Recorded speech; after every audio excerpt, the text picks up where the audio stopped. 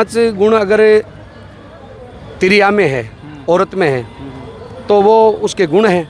अगर ये पलट दो आप, अगर तिरिया वाले जो गुण घोड़े पे लागू कर दो तो वो घोड़े का अवगुण हो जाता है। क्योंकि जो औरत होती है वो शीतल चाहिए, ठीक है, वो उसका गुण है।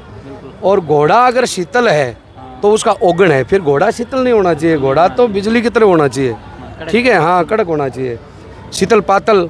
अगर तिरिया पतली है, ठीक है, वो उसका गुण है।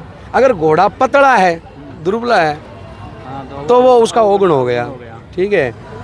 मंदगत तिरिया जो होती है औरत, वो धीमी गति से चलती है ना, तो वो उसका गुण है, अच्छी लगती है, ठीक है। ऐसे तिरिया ऐसे कर करके गबड़ गबड़ चलेगी तो क्या मतलब है, ठीक है, हाँ हाँ बिल्कुल। तो तिरिया का वो गुण हो गया मंदगत, मतलब धीमी चलनी चाहिए। अगर घोड़ा धीमा चलेगा तो उसका अवगुण हो गया। फिर घोड़ा क्या हुआ, धीमा, घोड़ा तो तूफान की जी उड़ना चाहिए, हाँ। अल्प आहार, अगर कम खाने वाली औरत होगी ना, वो उसका गुण है।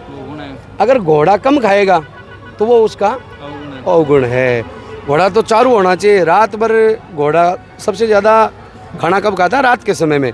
वो धीमा धीमा धीमा धीमा कुरुम कुरुम कुरुम करके पूरी रात चलेगा, एक बैठता नहीं है, खड़ा ही रहता है।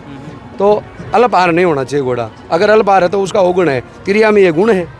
निर्लोष, अगर औरत में अहंकार नहीं होना चाहिए, ठीक है।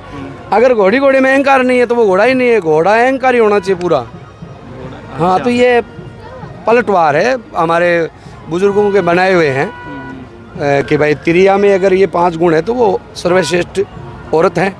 अगर यही 5 गुण घोड़े में पाए गए तो वो घोड़ा किसी काम का नहीं है, हाँ। तो ये चीज़